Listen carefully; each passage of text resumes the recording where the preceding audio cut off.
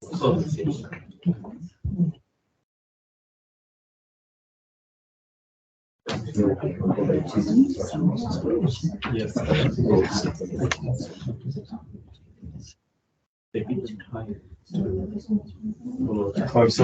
they're taking some instructions from my client. We've just been told that.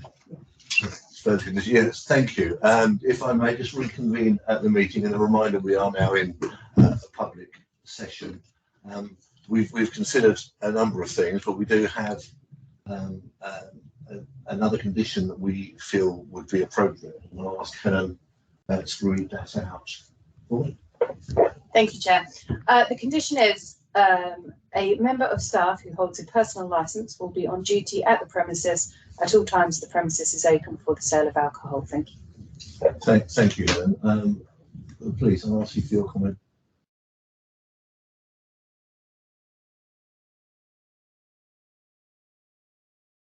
It's very difficult because we've only had 30 seconds or so to consider, but I understand why you're making the proposal. I understand the condition. I think we would be in support of that condition going on the licence. As I think has been explained, there's already 3 personal licence holders on site or employed already, so it may be a juggling act for the premises owners to make sure that those persons are rescheduled on various shift patterns to make sure there's that coverage. But it's certainly something that we would be in support of if you consider. Thank you very much. And the response. Well, again, Chair, we've only had a short moment. I haven't really taken instructions or discussed it properly with Uday. And I'm just trying to think through it as I go. I know that in previous hearings, it's always something which operators have resisted because of the cost involved in it, with the checks, the criminal checks, and then the course that has to be passed and all the rest of it. And sometimes it also results in some employees who aren't that committed to the store moving on somewhere else because they're suddenly qualified and they're much better able to get a job somewhere else because they've now got this qualification to carry with them. And also every time you take on a new member of staff, you have to put them through all this training. And as you mentioned about the DPS being ill, if the personal license holder is on their way to work that day and falls under a bus, then they can't open the alcohol section that day because the personal license holder hasn't come to work because they've become ill or whatever.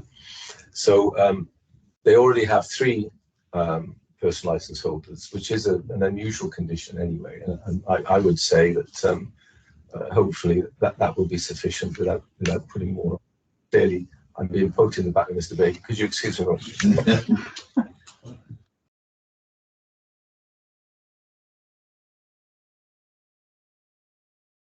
I don't think that covers it.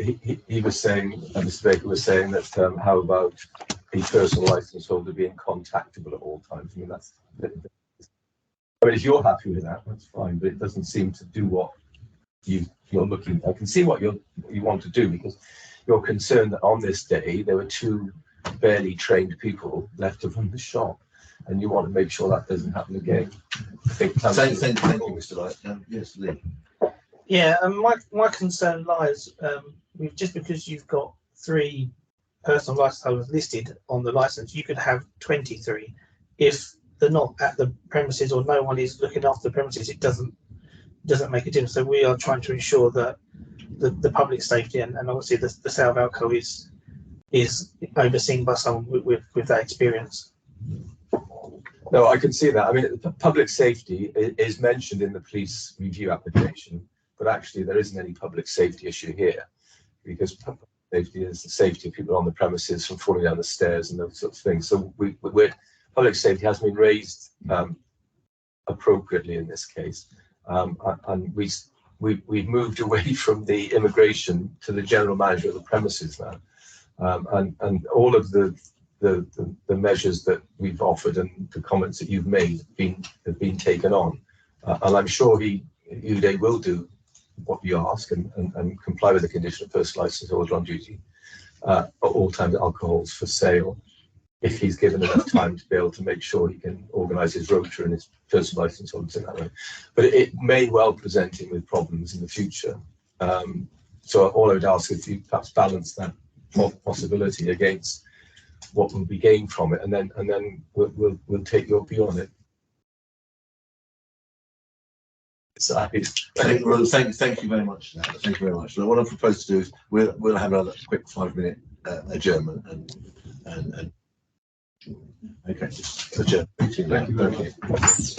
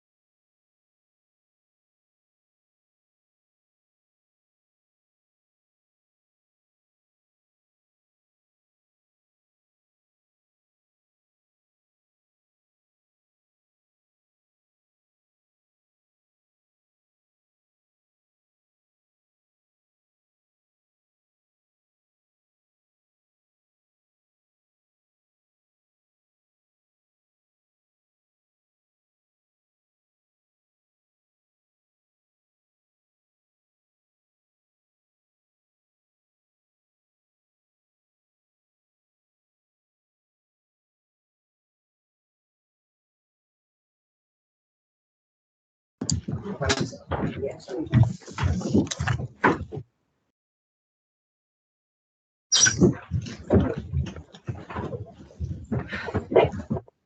you, ladies and gentlemen. Just to reconvene the meeting and remind everyone that we are in a public session. Thank you for your feedback on the proposal we made slightly earlier. We now have a decision, and I'm going to ask the legal officer to read that decision out. Thank you. Over to you, Helen. Thank you, Chair. The licensing subcommittee has considered the application for a review of the premises licence for non-design.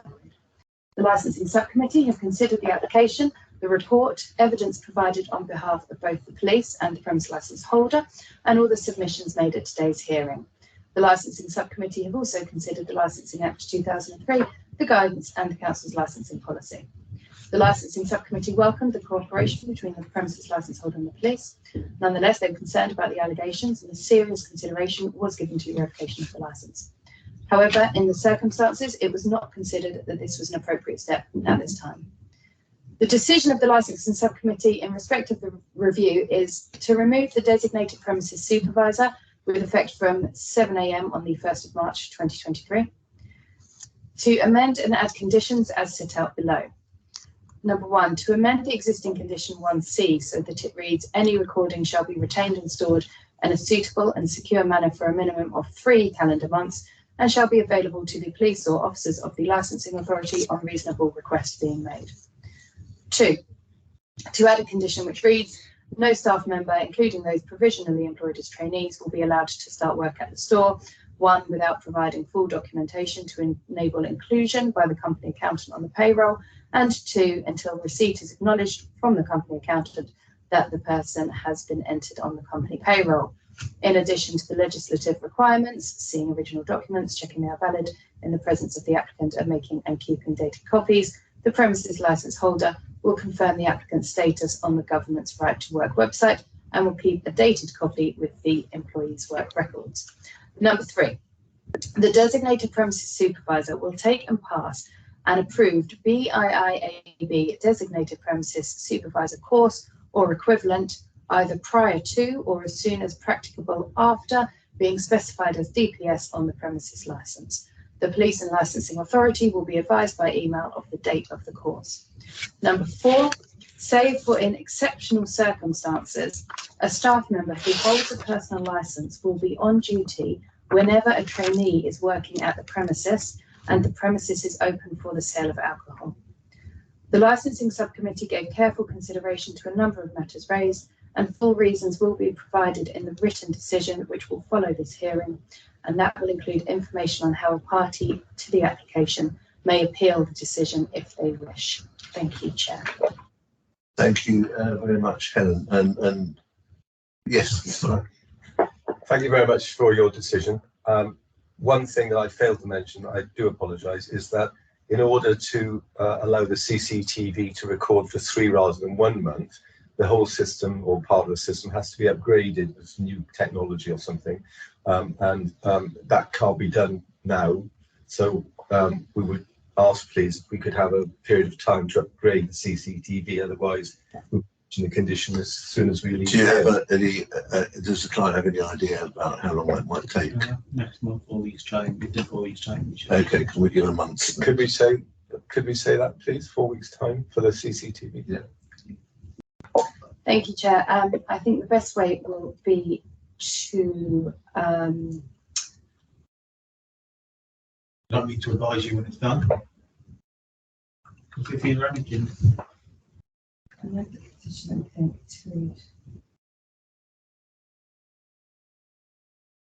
Chair, perhaps an addition to the condition which says at the end, any upgrades required to ensure compliance with this condition will be completed within 2 months from the date of this decision. Let's do that. Is that okay? You're happy with that? Excellent. Okay. Well, in that case, I declare the hearing closed. And thank everyone for your attendance and your forbearance. Thank you very much indeed. Thank you very much, Chair. Thank you. Thank you very much. Close the meeting at 12:16. Okay. Thank you. What time's the lunch coming in?